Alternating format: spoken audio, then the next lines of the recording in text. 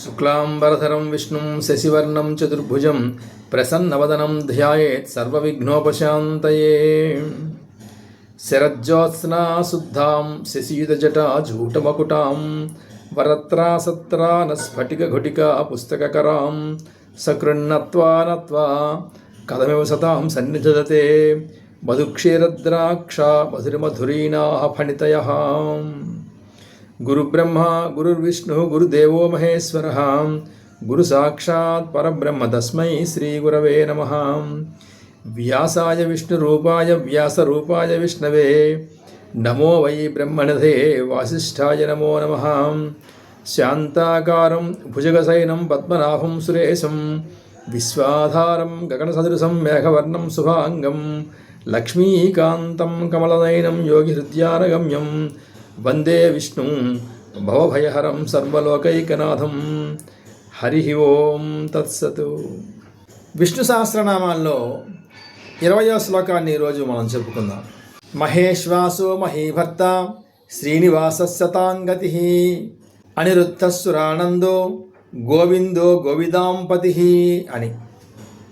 ఈ శ్లోకంలో 8 విష్ణునామాలు ఉన్నాయి. మహేశ్వాసాయ నమః, మహీభర్త్రే నమః, శ్రీనివాసాయ నమః, సతాంగతయే నమః, అనిరుద్ధాయ నమః, సురానందాయ నమః, గోవిందాయ నమః, గోవిదాంపతయే నమః అని. ఈ శ్లోకంలో శ్రీమద్ వెంకటేశ్వర స్వామికి అత్యంత ప్రీతిపాత్రమైనటువంటి శ్రీనివాస గోవింద అనేటువంటి నామాలతోటి ప్రత్యేకతను సంతరించుకుంది. సరే, మొదటి నామం చూద్దాం. మహేశ్వాసాయ నమః. మహా ఇషు ఆసహ అని 3 పదాలు ఉన్నాయి దాంట్లో. ఇషువు అంటే బాణము అని అర్థం. ఆసహ స్థానమైనది. ఇశ్వాసహ అంటే బాణములకు ఆస్థానమైనది ధనుస్సు. మహేశ్వాసహ అంటే గొప్ప ధనుస్సు కలవాడు అని అర్థం. విష్ణువు చేతిలో శార్ంగం అనేటువంటి ధనుస్సు ఉంటుంది. అంచేతనే విష్ణువుకి శార్ంగపాణి అనేటువంటిది నామం కూడా ఉంది. ఈ శార్ంగపాణియే రామావతారంలో కోదండపాణిగా వచ్చాడు. ధనుర్విద్యా పారంగతుడై ధనుస్సుని పట్టి కొన్ని వేల మంది రాక్షసుల యొక్క కుత్తుకులు తెగటార్చాడు. రావణ కుంభకర్ణాది రాక్షసులను సంహరించాడు. శివధనుస్సుని ఎక్కుపెట్టి విరిచాడు. పరశురాముడి యొక్క చేతిలో ఉన్నటువంటి విష్ణుధనుస్సును కూడా తీసుకొని ఎక్కుపెట్టి అతని గర్వభంగం చేశాడు. ఒకే అవతారంలో అటు శివధనస్సు ఇటు విష్ణుధనస్సు కూడా ఎక్కుపెట్టి విష్ణువన్నా శివుడన్నా నేనేనని నిరూపించాడు మహానుభావుడు.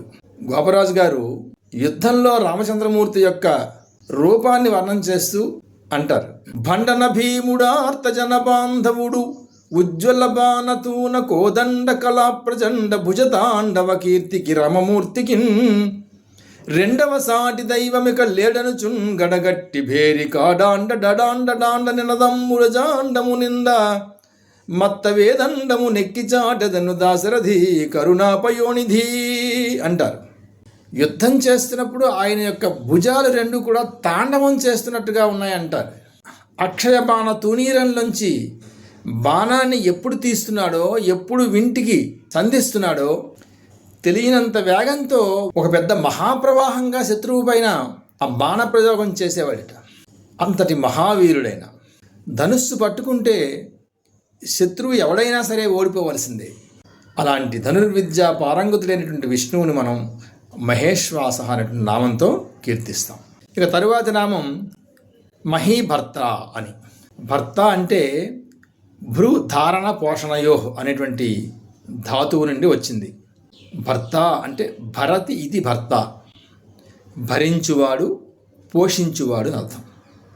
ఒక స్త్రీని వివాహం చేసుకొని ఆమె యొక్క రక్షణ భారాన్ని వహిస్తాడు కాబట్టి ఆయన భర్త.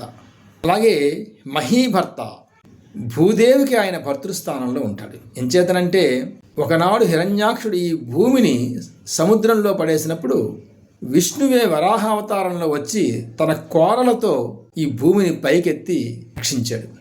ఈ భూమిలో ఉన్నటువంటి సమస్త వస్తు సంపదకి ఆయనే మూల కారణంగా ఉంటాడు. ఈ భూమి మీద అధర్మం ప్రబలిపోతున్నప్పుడల్లా ఆయన ఒక అవతారాన్ని తీసుకొని దుష్ట సంహారం చేసి మళ్ళీ ధర్మాన్ని పరిరక్షించి ఈ భూమిని కాపాడుతూ ఉంటాడు. ఇలా భూమిని రక్షించేటువంటి భారాన్ని వహిస్తాడు కాబట్టి ఆయన మహీభర్త. భూసూక్తంలో కూడా విష్ణుపత్నీం మహీం దేవీం మాధవీం మాధవప్రియాం అంటారు. విష్ణుపత్నీం మహీం దేవీం, భూదేవిని విష్ణుపత్నిగానే చెప్తుంది భూసూక్తం కూడా. కాబట్టి ఆయనను మహీభర్త్రే నమః అనేటువంటి నామంతో ఆయనని కీర్తిస్తాం. ఇక తరువాత నామం శ్రీనివాస. శ్రీ అంటే సంపద, ఐశ్వర్యము, లక్ష్మీదేవి అని అర్థం. లక్ష్మీదేవికి నివాస స్థానమైనటువంటి వాడు కాబట్టి ఆయనను శ్రీనివాస అంటాం. లక్ష్మీదేవికి చంచల అని ఒక నామం ఉంది. చంచల అంటే స్థిరంగా ఒక చోట ఉండనిది అని అర్థం. ఒక చోట స్థిరంగా ఉండదు, కదిలి వెళ్ళిపోతూ ఉంటుంది. ఆమె స్థిరంగా ఉండేటువంటి ప్రదేశం ఏది అంటే విష్ణు వక్షస్థలం మాత్రమే. అంచేతనే లక్ష్మీ అష్టోత్తర నామావల్లో 97వ నామంగా విష్ణు వక్షస్థల స్థితాయ నమః అనేటువంటి నామంతో మనం పూజిస్తూ ఉంటాం. ఆమె యొక్క శాశ్వత నివాసం ఏది అంటే విష్ణు వక్షస్థలం మాత్రమే. అలా లక్ష్మీదేవి యొక్క నివాస స్థానమైనటువంటి వాడు కాబట్టి ఆయనను శ్రీనివాస అంటాం. శ్రీ అనేది ఒక పర్వతం యొక్క పేరు. శ్రీ అంటే తమిళంలో తిరు అంటారు. మల అంటే కొండ, తిరుమల అంటే శ్రీ పర్వతం అన్నమాట. ఈ తిరుమల పైన అంటే శ్రీ అనేటువంటి పర్వతం పైన ఆయన నివసిస్తాడు కాబట్టి ఆయన శ్రీనివాసుడు. ఈ శబ్దం వెంకటేశ్వరుడు యొక్క నామాల్లో చాలా విశిష్టమైనటువంటి నామంగా చెప్పుకుంటాం. తరువాతి నామం సతాంగతయే నమః అని. సతాం గతి. సతాం అంటే సత్పురుషులైనటువంటి వారికి అంతిమ ధ్యేయం ఆయనే. తన జీవితం అంతా కూడా భగవంతుడితోటే వాళ్ళు సమన్వయం చేసుకుంటూ ఉంటారు. కృష్ణ శతకకర్త అంటారు, నీవే తల్లివి తండ్రివి, నీవే నా తోడు నీడ, నీవే సకుడవు, నీవే గురుడవు దైవము, నీవే నా పతియు గతియు నిజముగా కృష్ణ అంటారు. సమస్తాన్ని కూడా భగవంతుడితోనే వారు సమన్వయం చేసుకుంటూ ఉంటారు. అజ్ఞానులైనటువంటి వారు భగవంతుణ్ణి విడిచి మిగిలినవన్నీ తమ యొక్క బలంగా వాళ్ళు భావిస్తూ ఉంటారు. ధనాన్ని నమ్ముకున్నవాడు ఒకడు, కులాన్ని నమ్ముకున్నటువంటి వాడు ఒకడు, అధికారాన్ని నమ్ముకున్నటువంటి వాడు ఒకడు, ఇలా సామాన్యమైనటువంటి వాటిని లక్ష్యంగా పెట్టుకొని అవే తమను రక్షిస్తాయనేటువంటి భావన చేస్తూ ఉంటారు. హిరణ్యకశిపుడు అంటాడు ప్రహ్లాదుడితో, దిక్కులను అన్నిటి గెలిచితే దిక్కెవడు రోరి నీకు, దేవేంద్రాదులు వేరొక దిక్కెరుగక కొలుతురు ఇతర దిక్కుని నన్ను అంటాడు. ఈ లోకంలో సమస్త దిక్పాలకుల్ని కూడా నేనే జయించాను. దేవేంద్రాది దిక్పాలకులందరూ కూడా నా ఎదుట పడి నేనే దిక్కుని నన్ను ప్రార్థిస్తూ ఉంటారు కదా, నువ్వు ఎవడి దిక్కు చూసుకొని నువ్వు ఇలా ప్రవర్తిస్తున్నావు అంటాడు ప్రహ్లాదుడిని. బలయుతులకు దుర్బలులకు బలమెవ్వడు, నీకు నాకు బలమెవ్వడు, ప్రాణులకు బలమెవ్వడు, అట్టి విభుడు నాకు బలమసురేంద్ర అంటాడు ఆయన. తండ్రి, బలవంతులకు దుర్బలులకు నీకు నాకు కూడా బలమెవ్వడో ఆ పరంధాముడే నాకు బలమయ్యా అంటాడు. సత్పురుషులైనటువంటి వారు భగవంతుణ్ణి తమ బలంగా నమ్ముతారు. అంచేత సతాంగతి, సతాంగతయే నమః అనేటువంటి నామంతో ఆయనను కీర్తిస్తాం. తరువాతి నామం అనిరుద్ధాయ నమః అని. అనిరుద్ధుడు. నిరుద్ధుడు అంటే ఆపబడినవాడు అని అర్థం. అనిరుద్ధుడు అంటే ఆపబడనివాడు అని అర్థం. ఆయన యొక్క సంకల్పాన్ని ఎవరూ కూడా నిరోధించలేరు. ఆయన సంకల్పం ఏదైతే అదే అలాగా అమలు జరుగుతుంది. ఆయన సంకల్పానికి ఏది విరుద్ధంగా ప్రవర్తించడానికి సాధ్యపడదు. చిట్ట చివరికి ప్రకృతి అంతా కూడా ఆయన సంకల్పం మేరకే జరుగుతూ ఉంటుంది. గాలి వీచుతుంది, నీరు ప్రవహించాలి, అగ్ని వేడిగా ఉండాలి. ఇవన్నీ కూడా ఆయన సంకల్పానుసారమే జరుగుతూ ఉంటాయి. భూమిపైన అధర్మం మితిమీరిపోతున్నప్పుడల్లా దేవతలంతా ఒక సమావేశానికి ఏర్పాటు చేసుకుని విష్ణువుని పిలుస్తారు. విష్ణువు అక్కడికి వస్తాడు. దేవతలంతా విష్ణువుని మొరపెట్టుకుంటారు. పలానా రాక్షసుడి చేత మేము చాలా ఇబ్బంది పడుతున్నాం, మమ్మల్ని రక్షించవలసిందిగా వాళ్ళు ప్రార్థన చేస్తూ ఉంటారు. వెంటనే ఆయన చెప్తాడు, తాను ఆ రాక్షసుడిని మట్టుపెట్టడానికి తాను ఎలాంటి అవతారంతో వస్తానో, ఎలా సంహరిస్తానో చెప్తాడు. వెంటనే ధర్మ పరిరక్షణ ఆ విధంగా చేస్తానని చెప్పి ఆయన వెళ్ళిపోతాడు. అది అలాగే జరుగుతుంది. అధర్మపరులైనటువంటి రాక్షసులు అతని సంకల్పాన్ని ఎదుర్కోవడం కోసం ప్రయత్నం చేస్తారు. ఎంత ప్రయత్నం చేసినా జరిగేది చివరికి ఆయన సంకల్పం ప్రకారమే జరుగుతుంది. అంచేత ఆయన అనిరుద్ధుడు. ఆయన యొక్క సంకల్పాన్ని నిరోధించడానికి ఎవరికీ సాధ్యపడినటువంటి వాడు అర్థం. అనిరుద్ధాయ నమః అనే నామంతో ఆయనని కీర్తిస్తాం. తరువాతి నామం సురానందాయ నమః. సురలు అంటే దేవతలు. దేవతలకు ఆనందాన్ని కల్పించేటువంటి వాడు. దేవతలంతా కూడా భగవత్ సంకల్పానుసారం లోకోపకారం చేస్తూ ఉంటారు. అలా చేస్తున్నటువంటి దేవతల్ని ఆటంకపరిచి వాళ్ళని బాధిస్తున్నటువంటి రాక్షస మోకల్ని సంహరించి దేవతలకి ఆనందాన్ని కలిగింపు చేస్తారు. కాబట్టి సురానందాయ నమః అనే నామంతో ఆయన్ని కీర్తిస్తాం. తరువాతి నామం గోవిందాయ నమః అని. విష్ణునామాల్లో అత్యంత శ్రేష్టమైనటువంటి నామం గోవిందనామం. అసలు గోవిందా అని పిలవగానే ఉలిక్కిపడి లేస్తాడట ఆయన.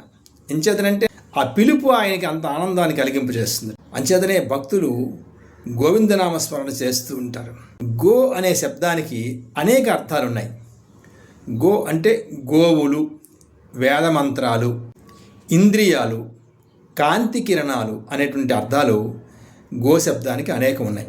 గో అంటే గోవులు అనే అర్థంలో ఆయన గోవుల్ని ఉద్ధరించాడు. ఆయన ఒకనాడు గోవులు గోపికాజనం అందరూ కూడా గోవర్ధన పర్వతాన్ని పూజించడం ఇంద్రుడికి నచ్చక ఆ గోవులపైన గోపికాజనం పైన రాళ్ల వర్షం కురిపించినప్పుడు ఆయన ఒక పర్వతాన్ని తన యొక్క చిటికెన వేలుతో పైకెత్తి ఆ గోపికాజనాన్ని గోవుల్ని రక్షించాడు. అంచేతనే ఆ పర్వతాన్ని గోవర్ధన పర్వతం అని పేరు. గోభిః ఇంద్రియైః భక్తిరసం పిబతీతి గోపిక అంటే ఇంద్రియాల చేత భక్తిరసాన్ని నిరంతరం ఎవరు ఆస్వాదం చేస్తున్నారో వాళ్ళందరూ గోపికలే. ఆయన యొక్క భక్తులందరూ గోపికలే. నిరంతరం కూడా ఆయన ఆ గోపికాజనంతో గోవులతో ఆయన కలిసి ఉండేవాడు. ఆయన బ్రహ్మగారు అంతటి వారికి అసూయ కలిగిందట. ఎంచేతనంటే ఎన్నో ఏళ్లుగా తపస్సు చేసినటువంటి మహర్షులకు కూడా సాధ్యం కానిటువంటి ఆయన యొక్క దర్శనం గోపికాజనానికి కలుగుతుంది కదా. పరమ సులభుడై వాళ్ళతో సంచరిస్తున్నాడు. ఆయన వాళ్ళతో కలిసి ఆడుకున్నాడు, వాళ్ళతో కలిసి తిరిగాడు. దర్శన స్పర్శ ఆనందాన్ని కలిగింపచేశాడు ఆయన. అంచేత బ్రహ్మగారంతటి వారికి అసూయ కలిగిందట. ఏలా బ్రహ్మపదంబు వేదములకు వీక్షింపగారాని నిన్నీ లోకంబున ఈవనాంతరమునంది మందలో కృష్ణయంచాలాపాది సమస్త భావములు నీయందే సమర్పించు ఈ వ్రేలందొక్కని పాదరేణువులు పైవేష్టించినం చాలదే అంటారు. ఎందుకయ్యా నాకు ఈ బ్రహ్మపదం అన్నారు ఆయన. వేదాలు కూడా నిన్ను దర్శించలేకపోయాయి. ఎంతో కాలం తపస్సు చేసినా నీ దర్శనం సాధ్యపడదు కదా.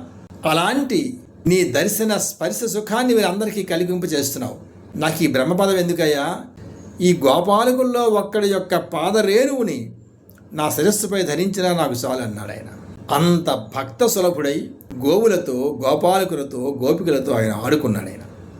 అంచేత ఆయన గోవిందుడు. ఇక గో అనే శబ్దానికి కిరణములు అనే అర్థం ఉంది. ఈ కిరణముల యొక్క సమూహం అంతా కలిపి కాంతి. ఈ కాంతి స్వరూపుడు ఆయన. ఈ లోకంలో ఉన్నటువంటి సమస్త వెలుగులకి కూడా ఆయనే కారణంగా ఉంటాడు కాబట్టి ఆయన గోవిందుడు. గో అనే శబ్దానికి వేదవాక్కులు అనే అర్థం ఉంది. వేదవాక్కుల చేత ప్రతిపాదించబడినటువంటి పురుషుడెవరో ఆయనే విష్ణువు. వేదవేద్యే పరే పుంసి జాతే దశరథాత్మజే. వేదముల చేత ప్రతిపాదించబడేటువంటి పురుషుడెవడో ఆయనే దశరథాత్మజుడుగా శ్రీరామచంద్రుడిగా వచ్చాడంటారు. అంచేత వేదముల చేత ప్రతిపాదించబడినటువంటి వాడు ఆయన. అంతేకాదు వేద సంరక్షణ చేశాడు ఆయన. ఒకనాడు సాముకుడు అనేటువంటి రాక్షసుడు వేదాల్ని సముద్రంలో విసిరేసినప్పుడు మత్స్యావతారాన్ని ధరించి ఆయన ఆ వేద సంరక్షణ చేశాడు. కాబట్టి ఆయన గోవింద. ఇక గో అంటే ఇంద్రియములు అని వేరొక అర్థం ఉంది. ఇంద్రియాలన్నీ కూడా పనిచేయడానికి ఇంద్రియాల యొక్క శక్తి రూపంలో ఉంటాడు ఆయన. కంటికి దృశ్యశక్తిగా, చెవికి వినికిడి శక్తిగా, నాలుకకి వాక్శక్తిగా, ఇలా ఇంద్రియాలలో శక్తి రూపంలో ఆయన ప్రకాశిస్తూ ఉంటాడు. కాబట్టి ఆయనను గోవింద అనే నామంతో కీర్తిస్తాం. ఈ శ్లోకంలో చిట్ట చివరి పదం గోవిదాంపతయే నమః అని.